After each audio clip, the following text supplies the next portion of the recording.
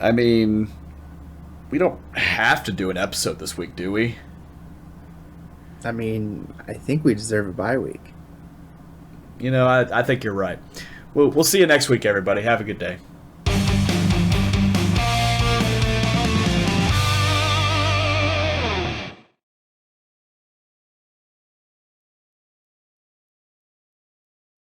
Okay, fine, we'll do it. Jeez. Hello, everybody, and welcome to this very angry episode of the Trajan Temple Sportcast. I am your host, professional wrestler, Kansas City Chiefs fan, blah, blah, blah, Christian Temple, joined with terrible talents, really Trajan. All right, yeah, there we go.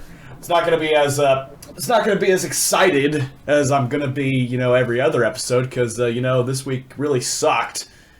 It did. I wonder why. I couldn't imagine why we'd be so upset right now. Good Lord in heaven, what a week of football it's been, and it's not even just our teams. There's been teams all across the league this week that wish they could forget about this. It was a rough week. I will say that. I mean, it was a rough week for a lot of good teams. It really was. I mean, geez. And the worst part, the ones that hurt the most are the ones where just nothing was going right for you. Like, I can live with if you gave it your best effort and it was just, one team was slightly better than the other. This wasn't even that.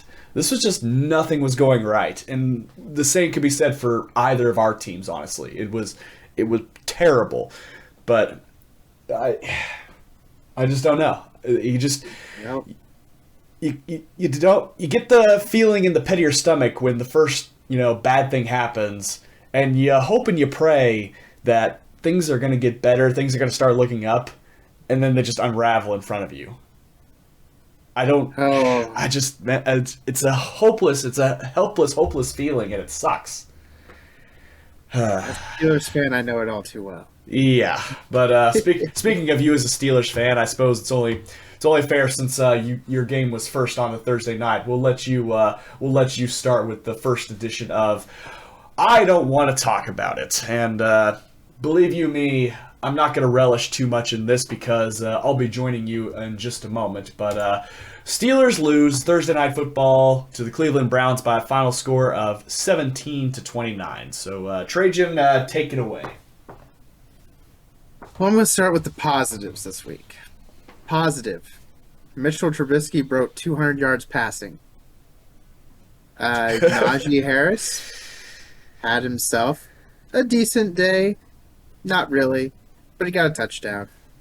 Deontay Johnson, great game from him, 84 yards. And we had the catch of the year this year, I'm going to say. Pickens, balled out, great catch. Negatives, we lost, and we lost very humiliating style. We came out first quarter, scored 14 points. Our offense seemed to be clicking. We went in 14-13, I believe it was. And then we just decided to do nothing this whole second half. They get up on us there, and we end the game by tossing the ball back as a fumble into the end zone. So they score on our last play. It was the reverse holy roller. Yep, it was. It very, very much was. So, I don't know. It's just, it's disappointing. I wish we could have been able to beat the Browns. Our defense does not have the same fire without TJ Watt. Our offense never had a fire to begin with, so I can't even diss them on that. It's maybe we beat the Jets. Maybe. I brought it up earlier, the fact that when the first thing goes wrong, it's in the pit of your stomach that can only go worse from there. Was the first thing that went wrong and that feeling settling in when Chris Boswell hit a perfectly good field goal that was started up the middle and then the wind just took it to the right?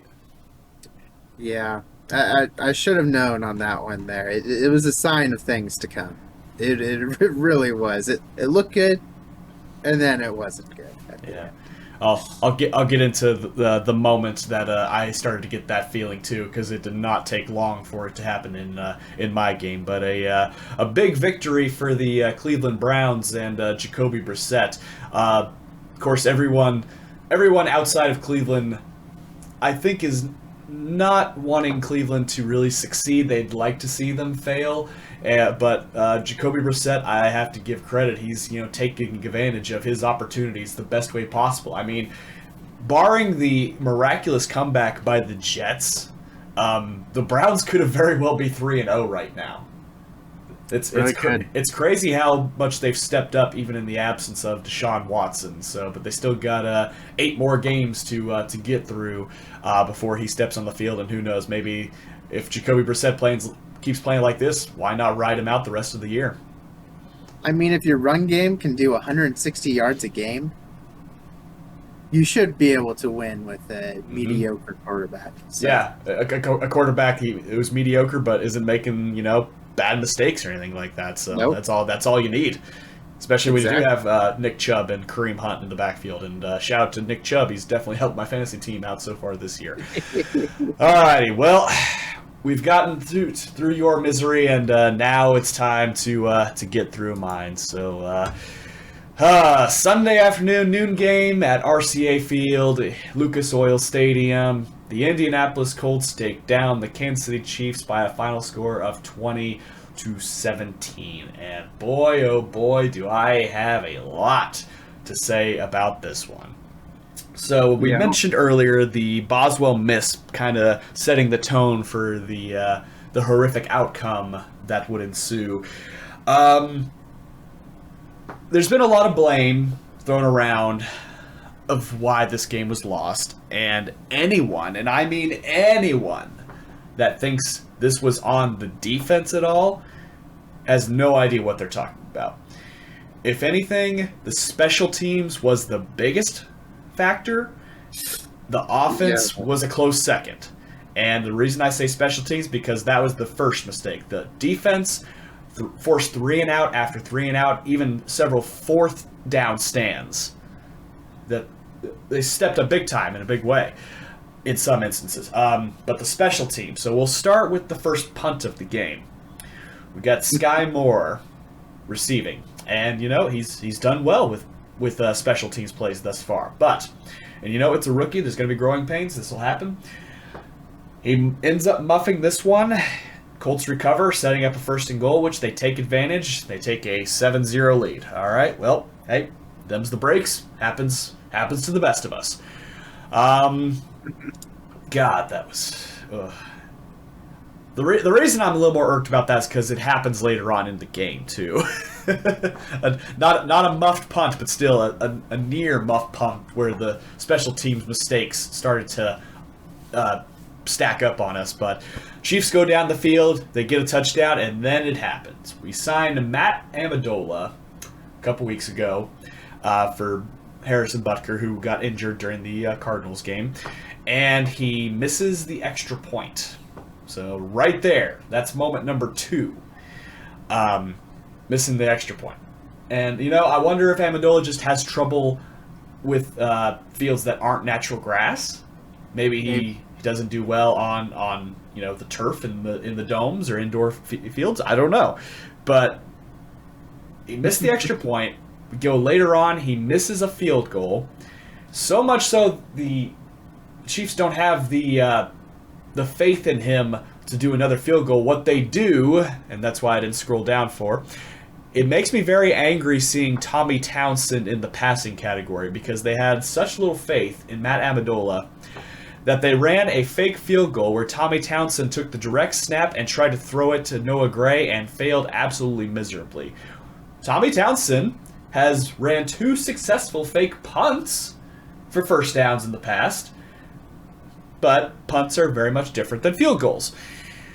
We'll scroll down further to Matt Amendola. 2 attempts, 1 completed for 26 yards. The other one was a 34-yard attempt, which is 1 yard difference from the extra point. And it's just 34-yard, 35-yard. Apparently, if it's over 30 yards, he can't do it, at least on that field.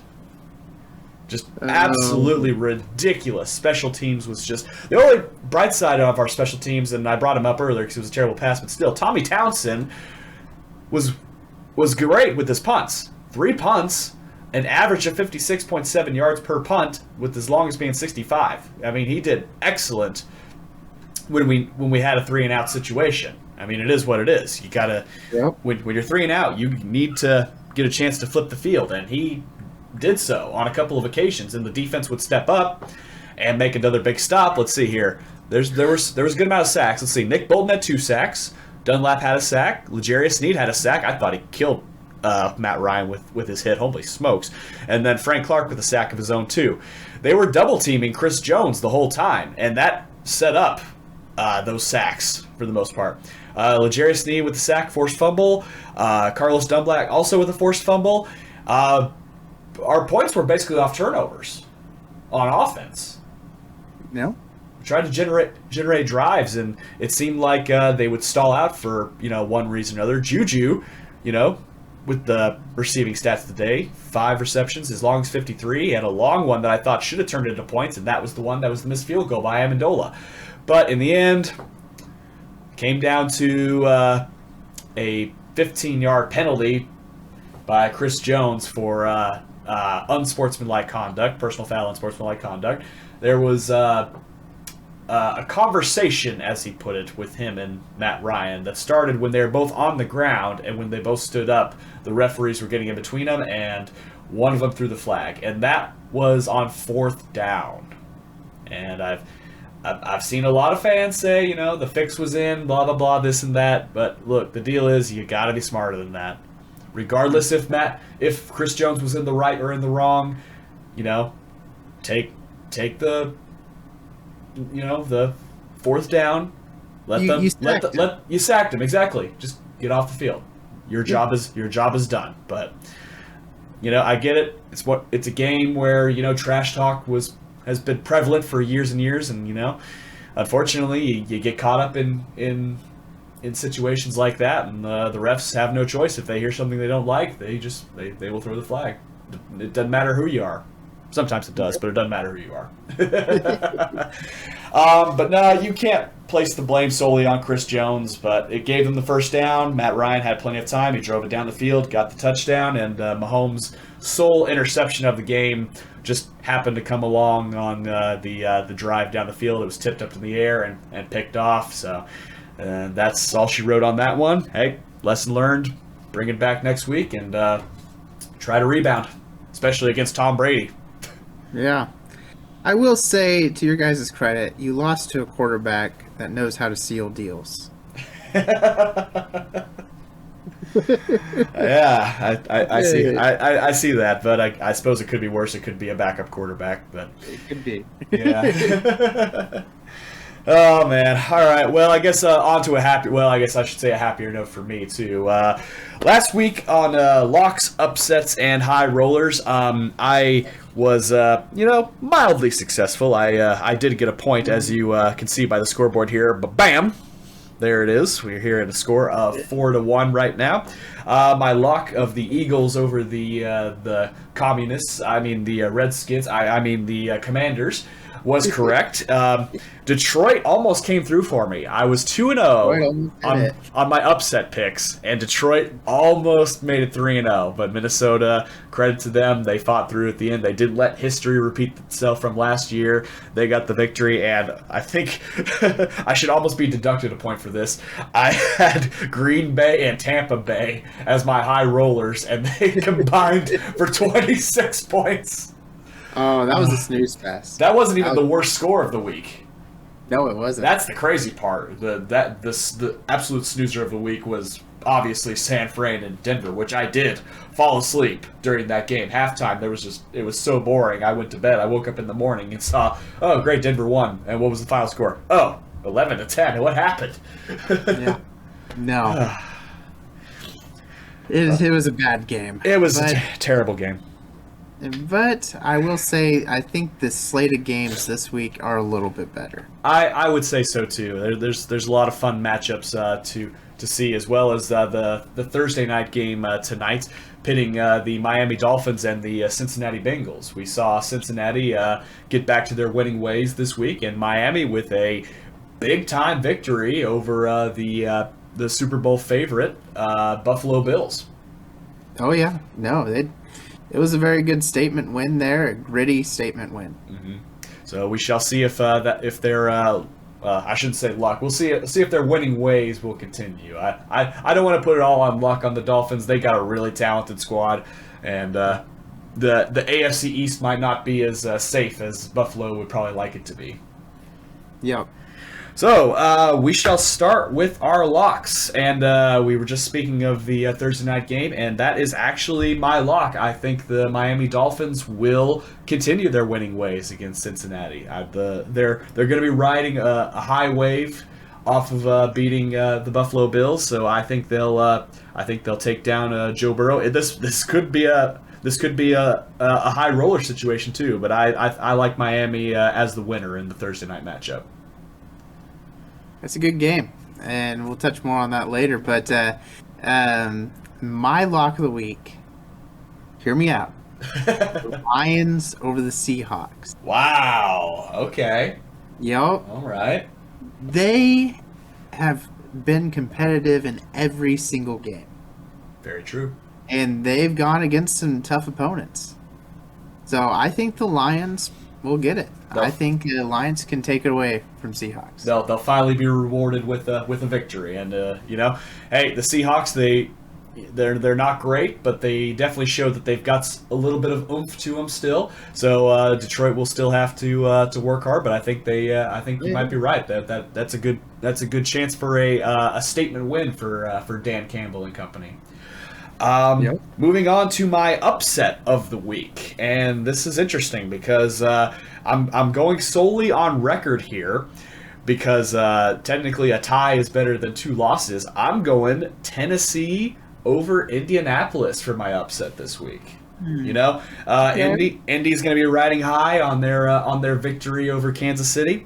Tennessee, looking to bounce back after a rough few weeks here, starting with the Giants and of course getting trounced by Buffalo the previous week as well. So, but yeah, I think Tennessee will find a way. They'll take down Matt Ryan and the Colts. All right, I'll give you that one. But I think this is a true upset. Jacksonville Jaguars are going to take off and beat the Eagles. The 3-0 Eagles. Wow. Doug Peterson over his old team. Okay. Doug Peterson over his old team. Okay. Yeah. The Eagles are 6.5-point favorites in this game. Oh, well. And it could be that game where they take it. I don't think it's going to be an easy win, but I think they can make it happen. Even though he was playing hurt, you did have that Jacksonville defense that seemed to have an answer for the Los Angeles Chargers last week. I mean, I don't think if the Jags were going to win, I don't think anyone would have guessed it would have been by 28 points. That was a statement win for Doug Peterson and Trevor Lawrence as a team entirely. So that could very well happen too. But speaking of that game, I think you may be right. It may be Jacksonville upsetting Philly, but I think there's going to be some fireworks in that game. They both, you got the 2 young stud quarterbacks, you got some weapons, you got some good coaching on both sides. I think we're going to see some points put up in this one. I've got Philly and I've got Jacksonville as my high rollers this week. It's funny how we're about to pick the same kind of games here. I'm actually Dolphins-Bengals for the high rollers. Also a good your lock of the week is my high scorer of the week. And vice versa. Yep. So it's going to be a tough one for the Bengals, I think, more than the Dolphins. But I think that there's enough star players. You got Tyreek. He's going to be going up against, what's his name? Adams, right? No, yes. Apple. No, Eli Apple, yeah. Eli Apple. Chase is going to be a threat. Oh, he's going to be on his game. Absolutely. So I think the Dolphins can win this one, and I think it's going to be over the 47 points that they're projecting. I wouldn't be surprised on that. I'm not giving any betting advice to anybody out there, but I can't say I would be very surprised. But yeah, let us know down in the comments below who you got this week. Who do you think's a lock? Who's going to be the upset? Who's going to light up the scoreboard? We want to know. So leave your answers down in the comment box below. Any more closing thoughts before we wrap things up today? I've learned my lesson on locking the Steelers. That's about it. That's about it. All I'll say is thank you for not locking in the Chiefs. But I didn't lock in the Chiefs for them to lose. They do that all by themselves. well, I appreciate that. Thank you. Well, that is our episode this week. Hopefully you all enjoyed our misery, and hopefully we won't have to do this again for a while. At least not me. But on that note, thank you everybody so much for watching. Click like if you liked the video. Click subscribe if you really liked it. Tell all of your friends, and we will see you next week for our Week 4 recap. And it's time. It's time for the tier maker list to return. Who's moving up? Who's trending up? Who's trending down? Will there be a new Super Bowl contender? And are there more teams that are just straight trash?